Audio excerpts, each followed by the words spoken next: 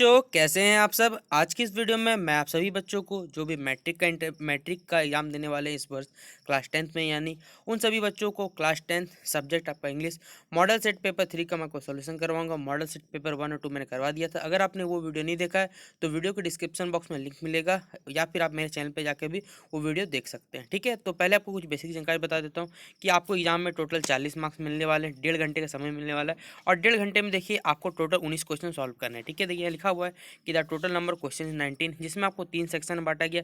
एक reading section यानी passage पूछा जाएगा, राइटिंग और ग्रामर सेक्शन दूसरा हमारा, और तीसरा लिटरेचर इन बुक पार्ट। ठीक है, जिसमें सेक्शन ए देखिए आपको रीडिंग है, जिसमें से एक पैसेज पूछा गया, और पैसेज से आपको यहाँ क्या 10 मार्क्स मिलने वाले हैं, जिसमें बोल ही दिया गया कि देखिए आपको वैसे में टोटल 7 क्वेश्चन पूछे गए, 7 में से किन्हीं 5 सवालों को क्या करना है, जवाब देना है। हर क्वेश्चन के लिए 2 मार्क्स मिलेंगे, टोटल आपको 10 मार्क्स मिल जाएंगे। ठीक है, देखिए आपके पास 1.5 घंटे का समय है और सवाल है ज़्यादा, तो आप क्या करिएगा, पैसेज को पढ़ने से अच्छा क्या कर सकते हैं, आप डायरेक्ट क्या क्वेश्चन से खोजना स्टार्ट करें। जैसे लिखा हुआ है, which country is known as the country of island, किस कंट्री को कहा जाता है आइसलैंड्स का कंट्री कहा जाता है। तो देखिए फर्स्ट वर्ड में, फर्स्ट पैराग्राफ में लिखा हुआ है, देखिए कि Japan is a country of island. ठीक है, तो इसका आंसर क्या हो, यही मिल जाएगा।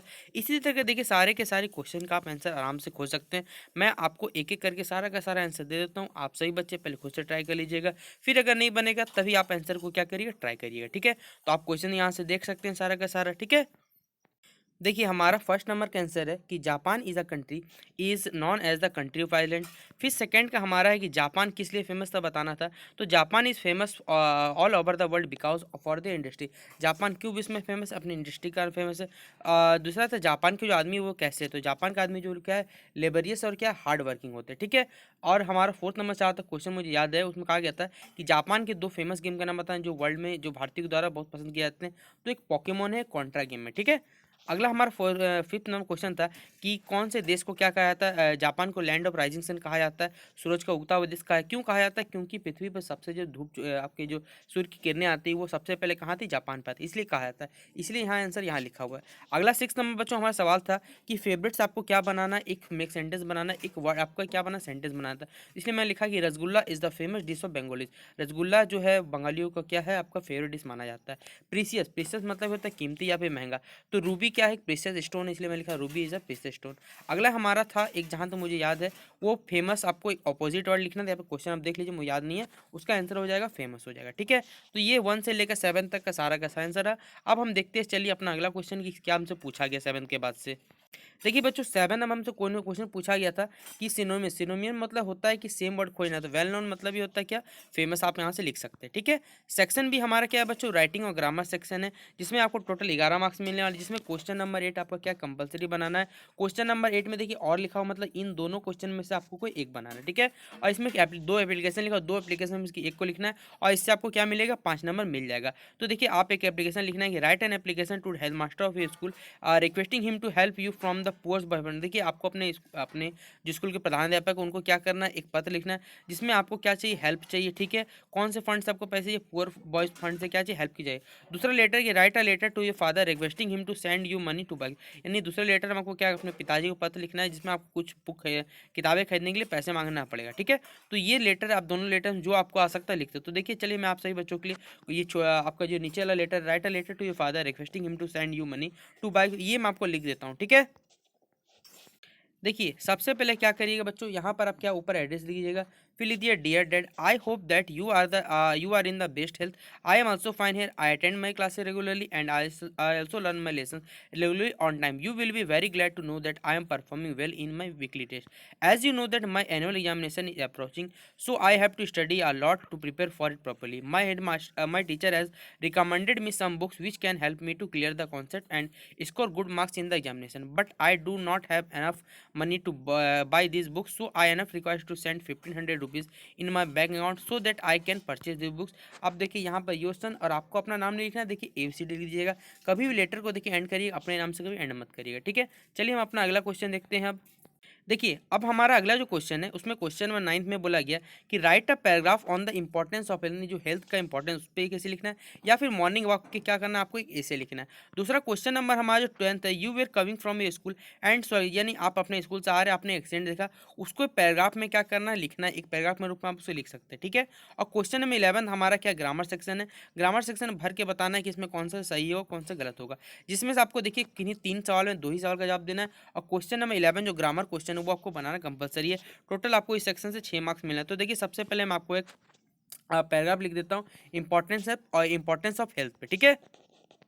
देखिए ये हमारे इंपॉर्टेंस ऑफ हेल्थ, आप यहाँ से स्टार्ट करिएगा लिखना कि health is more valuable for a person than the money because money can not buy good health and happiness if one someone is suffering from untreatable disease however using money one can not maintain his her health money is only a source to remain in the state of happiness people having sound health enjoy their life in all expect life physically mentally socially intellectually and financially maintaining health is not so simple however not so easy to good or bad health depends upon several factors including genetic condition healthy food environment lifestyle sleeping habits social status psychological condition financial condition family status air water and many more things।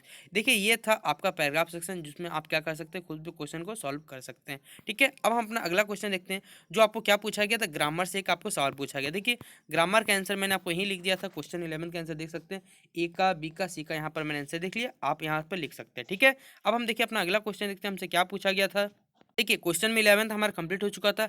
अब देखिए हमारा section C जो literature part है इसमें से आपको क्या मिलने वाले, टोटल 19 मार्क्स आपको यहाँ से निकालने हैं अपने, यानी बनाना है आपको। इसमें पहला सवाल, इसमें 3 सवाल देना 12 13, आपको 12 13 पूछा गया, 14 15, 4 क्वेश्चन में से किन्हीं 3 सवालों को क्या करना है आपको जवाब देना है। देखिए आपको बता दूं कि आप कभी भी देखिए ट्राई करिएगा कि पोएम वाले सेक्शन में मत टच करिएगा, क्योंकि पोएम वाले सेक्शन में आप क्या करते हैं खुद से लिखने जाते हैं और वो सेक्शन हो जाता है आपका गलत। इसलिए ट्राई करिएगा क्वेश्चन आंसर को लिखिए, क्योंकि क्वेश्चन आंसर क्या रहता है आपको थोड़े से कहानी मालूम होता है आप लिख सकते हैं, या फिर आप बुक के पार्ट के जो रहता है जो कहानी से जुड़ा रहता है उसको आप लिख सकते हैं, लेकिन अदरवाइज पोएम सेक्शन में मत ट्राई करिएगा एज पर। लेकिन अगर आपका पोएम सेक्शन अच्छा है, आपने अच्छा से पोएम पढ़ा तभी ट्राई करिए, वरना मत करनी चाहिए मेरे हिसाब से, ठीक है। तो देखिए क्वेश्चन नंबर मैं आपको 12th का इसका आंसर बताऊंगा, उसके बाद देखिए मैं पोएम सेक्शन खुद छोड़ दूंगा क्योंकि आप सभी बच्चों को प्रॉब्लम ना हो इसलिए, और उसके बाद क्वेश्चन नंबर 14 और 15 का आपको आंसर बताता हूँ, ठीक है।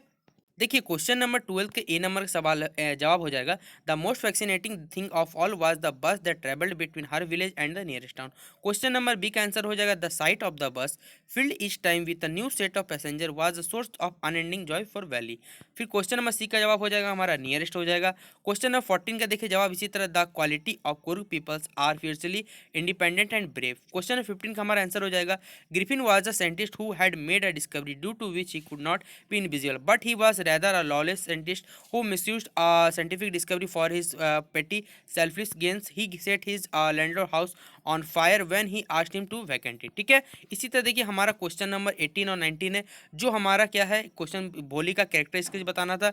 भोली was a simple but sensitive girl. She could not speak till she was 5. She stammered when she started speaking. She was a hardworking and dedicated learner. Her confident and bold attitude to raise her voice against the social evil prove that she was educated in true sense of term। Question number 19 देखिए मैंने answer लिख दिया आपको कि the book was about the migration of monarch butterflies to Central America. This book opened the world of science to him and proved to be turning point in his life. It invited the readers to help study butterfly migration। तो ये question number 18 और 19 का हमारा answer था। देखिए question number 16 17 89 में किन्हीं आपको 2 साल का जवाब देना था, और मैंने क्वेश्चन नंबर 18 और 19 को आपको बताया क्योंकि देखिए जो एग्जामिनर होता है वो कैरेक्टर इस पे ज़्यादा पसंद करता है, इसलिए आपने देखा होगा जब भी मैट्रिक एग्जाम में हमेशा क्या कैरेक्टर इसके जरूर ना क्वेश्चन रहता है, क्योंकि वो जानता है कि कैरेक्टर इसके बच्चे जो लिखना नहीं चाहते क्योंकि उनको कहानी से रिलेटेड है। तो अगर आप ये लिखिएगा तो आपको एग्जामिनर में अच्छे मार्क्स शायद मिल सकते हैं मेरे हिसाब से, इसलिए मैंने ये क्वेश्चन सिलेक्ट किया था। बाकी आपको चारों में से जो सवाल 2 आते हैं आप लिख सकते हैं, इससे कोई दिक्कत वाली बात नहीं है। इसलिए आप देखिए इस सेक्शन से आपका टोटल कितने मार्क्स उड़ जाएंगे, 10 मार्क्स उड़ जाएंगे। और आप देखिए मॉडल सेट पेपर 3 जो हमारा होता है कंप्लीट होता है। आशा करता हूं कि मॉडल सेट पेपर 3 में आपको कोई दिक्कत नहीं आएगी। इसी तरह मॉडल सेट पेपर 1 2 अगर आपने वीडियो नहीं देखा है तो वीडियो डिस्क्रिप्शन बॉक्स में लिंक मिलेगा, उस लिंक पर क्लिक कर वीडियो को देख सकते हैं। और ये वीडियो कैसा लगा कमेंट सेक्शन जरूर बताइएगा। वीडियो पसंद आया तो वीडियो को लाइक कर दीजिएगा, चैनल पर न्यू आया तो चैनल को सब्सक्राइब जरूर कर लीजिएगा, और हो सके तो शेयर कर दीजिएगा, ठीक है। तो चलिए मिलते हैं अपने अगले वीडियो, तब तक के लिए जय हिंद जय भारत दोस्तों आप सभी को।